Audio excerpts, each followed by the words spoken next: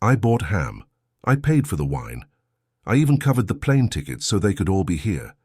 And when Easter lunch was finally ready, I watched my family laugh around the table, not one of them thanking me. Not one of them even really looked at me. Then my mom stood up and said, "We have a little something for you." She handed me a binder, bright blue, plastic cover.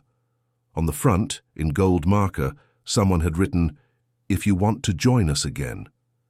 Inside, pages, rules, expectations, suggestions for how I could better fit in, notes about my tone, my intensity, even a comment that said, "Stop making everything about money.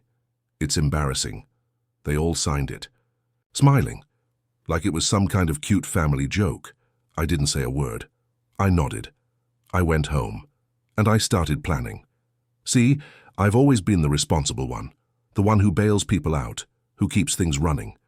I refinanced my home to help my parents stay in theirs. I covered my brother's debts. I helped Rick's daughter get into that private school. I never asked for much, just a seat at the table that didn't feel conditional. But that binder, that was the moment I realized they didn't love me. They tolerated me, and only when I was useful. I guess I thought love meant showing up. Solving things, carrying the weight, but maybe love also means being seen, and I wasn't, so I decided to stop being useful. Not loudly, not with a fight, just carefully. And I don't tell this story for revenge. I tell it because I know I'm not the only one. There's someone else out there paying for flights, forgiving loans, picking up the emotional slack, and wondering why it still feels so cold. This isn't about turning bitter. It's about getting free. Sometimes the people who claim they love you are just keeping you around because you make their lives easier. And it all started with a binder full of bullet points and a smile that didn't reach anyone's eyes. It didn't happen overnight. You don't just wake up and realize your family doesn't actually respect you. It's a slow burn. A collection of glances, jokes, skipped thank yous. You tell yourself it's not a big deal. You convince yourself. They mean well. I was always the one fixing things. When Rick totaled his car, I co-signed his next loan. When Mom needed dental surgery, I wrote the check. When Dad's credit score tanked and they couldn't get the house refinanced, I took care of it. Legally put it under my name so the bank wouldn't reject them again. They cried. They called me a blessing. But then, 6 months later, they were complaining that I talked too much about finances. I wasn't trying to hold anything over their heads. I just wanted to help. I thought helping would lead to belonging. It never did. Rick was the golden child, always had been. He cracked jokes that were cruel and nobody corrected him. He borrowed money and never paid it back. He mocked me in group texts I wasn't supposed to see. But he was funny and charming and never asked too many questions. Angela, my mum, she's the kind of woman who says, "I love all my children equally," but always has Rick's favorite meal on the stove. She masks her judgment with sweetness. Her criticisms come in gift wrap. She'll say things like, "I just want what's best for you," right before telling you, "Your personality makes people uncomfortable." Dad, he's there, physically. But he doesn't say much. He reads the paper, nods a lot. I think he gave up fighting with Mom a long time ago and just settled into survival mode. And I tolerated it. For years. Because that's what you do, right? Family isn't perfect. You look past the mess. You try to be better. You think that maybe if you show up enough times, one day they'll see you differently. So when I decided to host Easter, fully pay for it, top to bottom, it was my last real effort. I went all in. Decor, catering, tickets, wine. I wanted to create something that felt warm, something that maybe re-centered things. Instead, I got that binder. The moment I opened it, I knew. It wasn't just a weird prank. It wasn't some quirky family tradition. It was cruel. It was a message dressed up as feedback. It said, "You're not one of us. You're a project we've decided to manage." They had meetings about me. They made edits. Nina even left little comments in the margins like, "This part might come off harsh, maybe soften it," as if she was editing a script, not dismantling a person. And they gave it to me like a gift, like it was helpful, like they were proud of it. I sat there holding it, nodding like I was amused, but something in me clicked, like a switch flipped. I smiled. I said thank you. I told them I appreciated their honesty, but what I really appreciated was the clarity. Because once you stop trying to earn love that isn't real, you start to realize just how much power you've handed away, and how quiet everything becomes once you decide to take it back. After the binder, I didn't yell. I didn't storm out. I didn't stop showing up, not right away. That's not how I operate. Instead, I started watching. It's amazing what people say when they think you've accepted your role. The way they'd talk about me while I was in the room. Not malicious, just dismissive. Marcus probably wouldn't get it, Rick would say, laughing with a beer in his hand. He's too serious.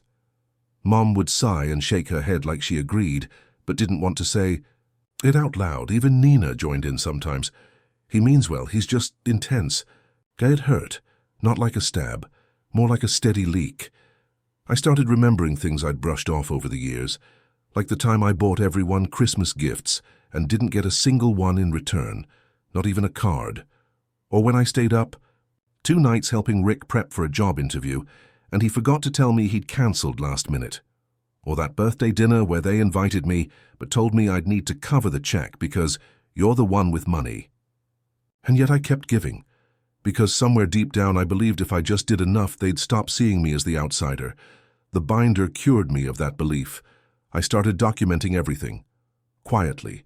Every loan, every payment, every agreement. I had paper trails, emails, text confirmations. I went back through old statements and filed receipts. Not because I planned to sue them. I wasn't thinking about revenge. I just wanted to see it all laid out, a full history of who gave and who took. That's when I found something interesting. The house, the one my parents lived in, the one they thought they still owned. When we refinanced to save it from foreclosure, they'd signed documents giving me full ownership. They thought it was just a technicality, that I was co-signing. But I'd assumed the mortgage entirely. My name was on every page. I'd explained it back then, but they hadn't listened.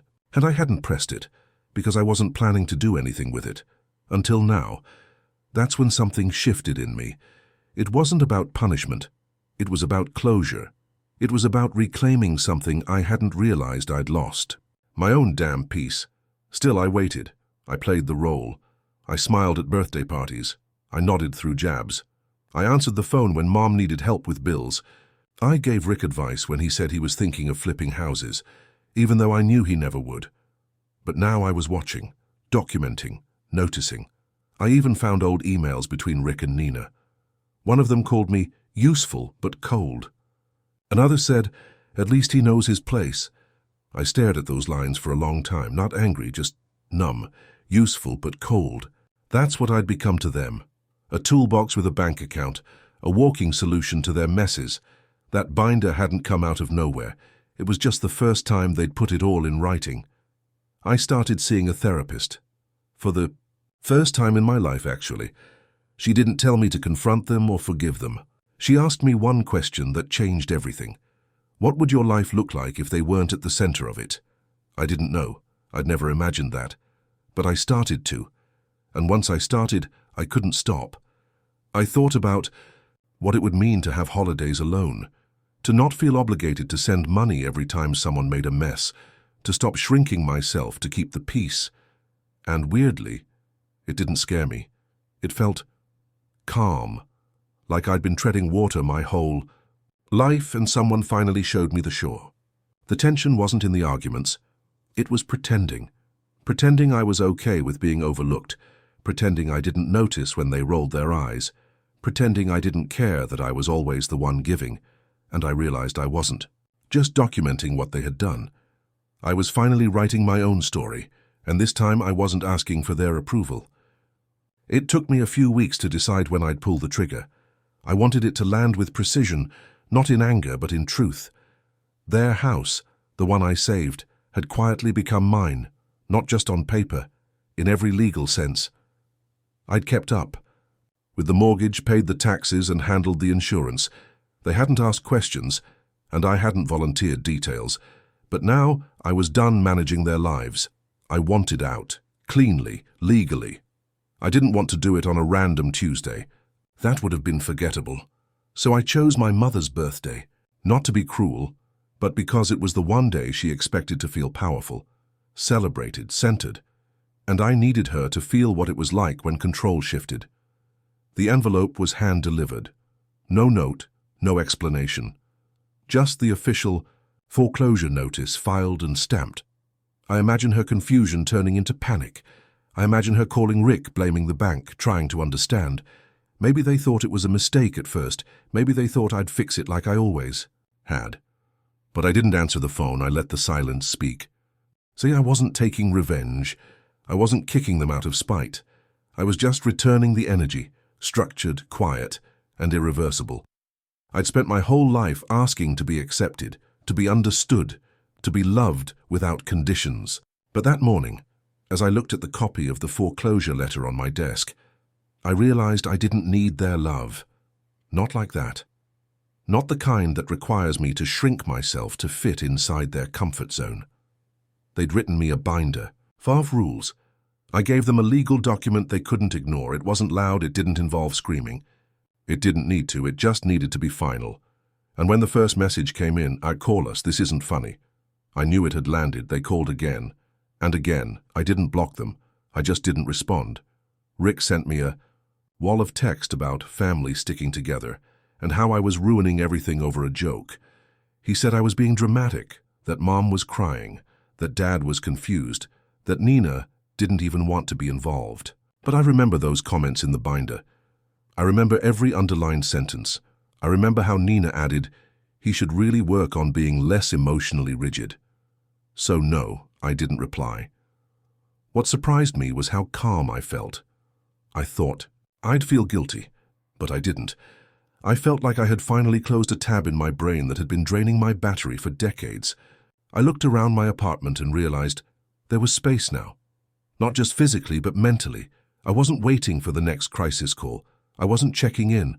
I wasn't walking on eggshells, wondering if I'd said too much or not. Enough. I wasn't their fixer anymore. I wasn't their doormat. I wasn't their scapegoat or their personal ATM. I was free. And it started with a binder, but it ended with a letter they couldn't laugh off.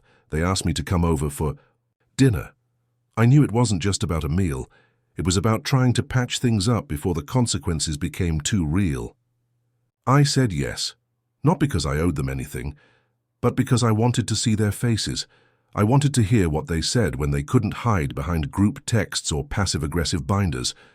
When I walked in, the air felt staged, table set, too perfectly. Rick gave me this exaggerated smile like nothing had happened. Nina looked everywhere but at me. Mom acted like she was hosting a game night, overly cheerful, almost manic. "Let's sit down," she said, like she was in control of the moment. We barely got through appetizers before Dad brought it up, quietly, like he was reading from a cue card.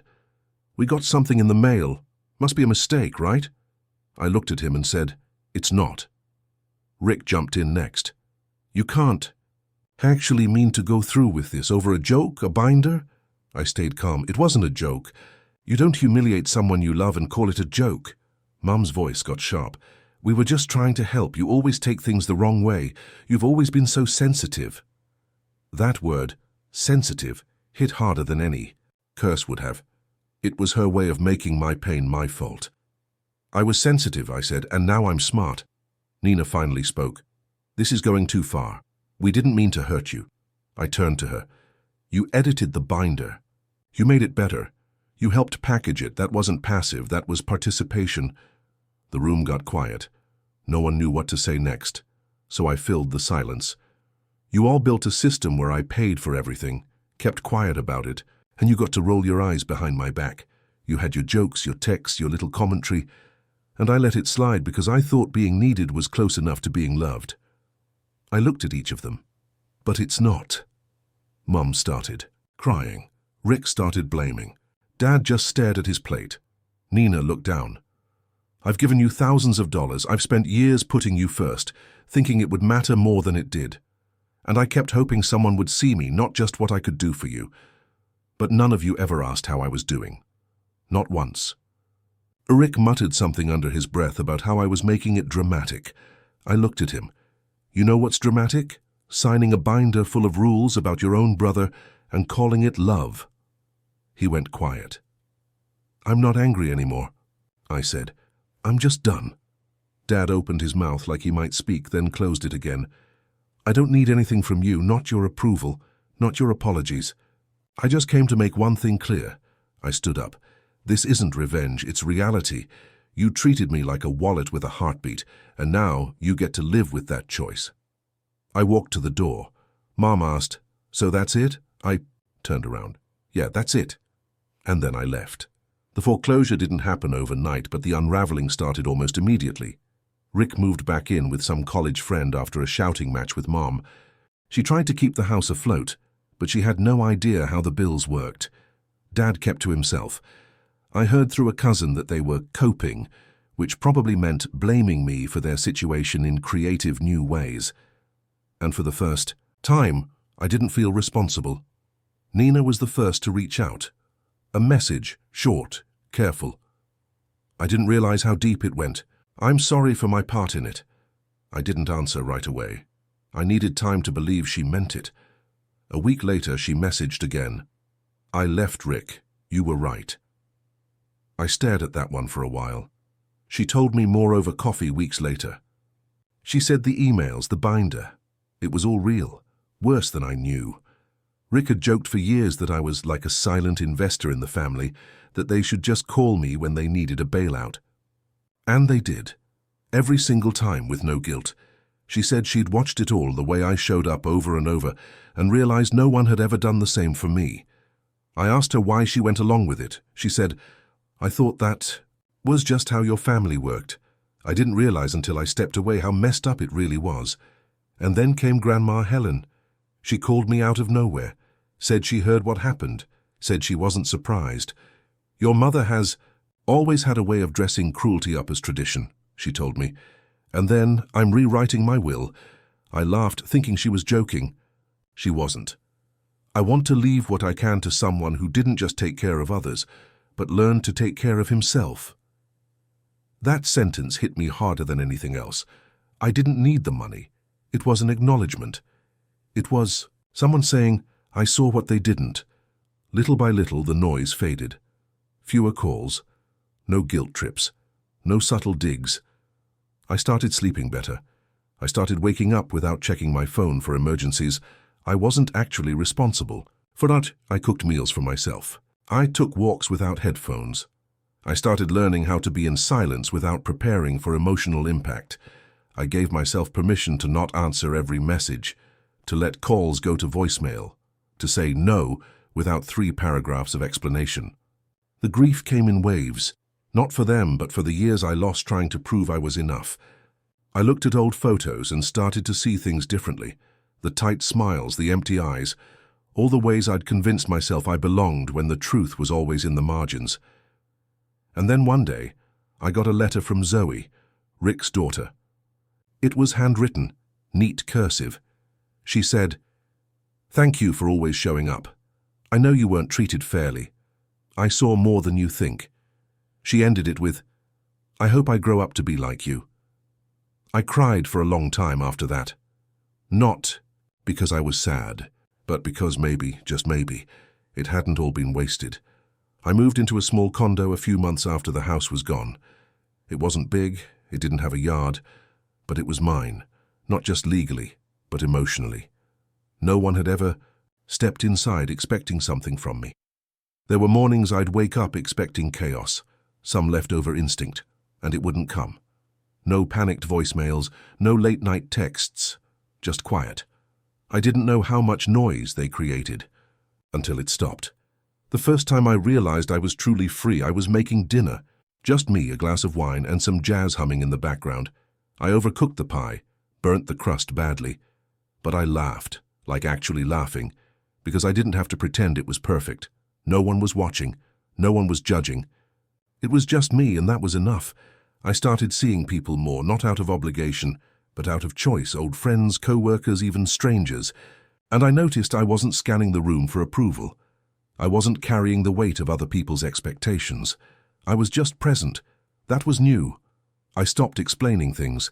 I stopped defending my decisions. I didn't talk about the foreclosure or the binder or the house, not unless someone asked. And even then I told it simply. without bitterness. Not because I didn't care, but because I wasn't trying to win anymore. Peace doesn't come from proving your pain. It comes from letting it go. And I did. I let it go every time I paid my own bills without flinching. I let it go every time I walked into my home and didn't brace for judgment. I let it go when I stopped waiting for their apology. Because the truth is, it wasn't about making them see what they'd done. It was about seeing myself clearly for the first time. And I liked what I saw. The version of me that didn't bend to guilt.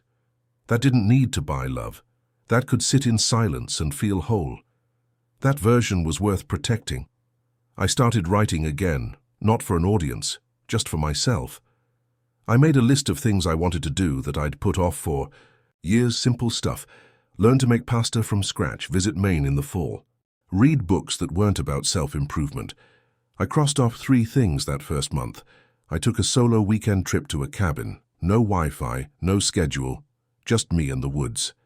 It was the first time I didn't feel the need to update anyone, explain where I was, or feel guilty for unplugging. That silence, it was sacred. The guilt had faded too. It didn't leave all at once, and it unraveled thread by thread. Every time I chose myself, I felt a little bit lighter. Sometimes I'd catch myself wondering what they were saying about me, if they told people I was cruel, or selfish, or broken. But then I'd remember, I don't have to carry their version of me anymore. I know who I am now, and that version, grounded, free, enough, that version is mine to keep. Sometimes I still think about the binder. It's in a drawer somewhere, and I didn't throw it out. Not because I want to keep it, but because it reminds me of where the story changed. For years, I thought being needed was the same as being loved. That if I could just be useful enough, generous enough, forgiving enough, they'd finally see me. But all that time I was writing myself out of my own life. The binder didn't break me, it revealed me. It showed me that no amount of giving will ever be enough for people who've decided you're just a tool. That, love, real love, doesn't come with bullet points and behavioral critiques. They handed me a rule book. I handed them a mirror. And I don't regret it. Not the foreclosure, not the silence, not the pie with the burnt crust. Because I've tasted peace, and I'd trade 100 family holidays for one quiet evening where I don't have to perform. If you've ever felt like the designated problem solver, the emotional mule, the invisible backbone, I want you to know something. You are not selfish for choosing yourself. You are not cruel for setting boundaries. You are not broken for walking away from people who refuse to see your worth unless it's attached to a dollar sign or a favor. Sometimes, the most loving thing you can do is leave. And sometimes love looks like silence. Sometimes it looks like not answering the phone. Sometimes it looks like saying no without guilt and walking away even when your feet shake. We don't talk enough about the strength it takes to stop giving when all you've been taught is to overextend. But peace? Peace comes when you learn that you are allowed to be your own priority. And if that binder taught me anything, it's this. You don't need permission to start over. You just need to mean it.